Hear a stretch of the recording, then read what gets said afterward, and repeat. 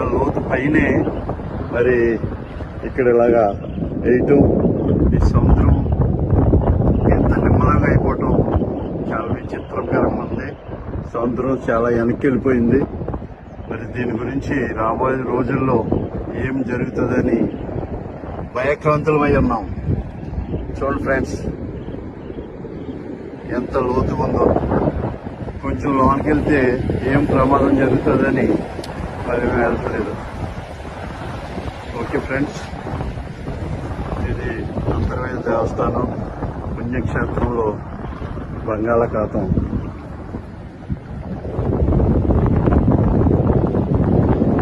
ఒక వాపు కూడా లేదు. ఎప్పుడు కూడా ముసుముసలాడి ఈ యొక్క బంగాళాఖాతం ఎప్పుడు కేటం వచ్చి ఊరు ముంచెత్తదని భయపడి ఈ బంగాళాఖాతం మరి ఈరోజు ఎంత నిమ్మలం అయిపోయింది. చూడండి ఫ్రెండ్స్, ఒక పక్కన చూస్తే మరి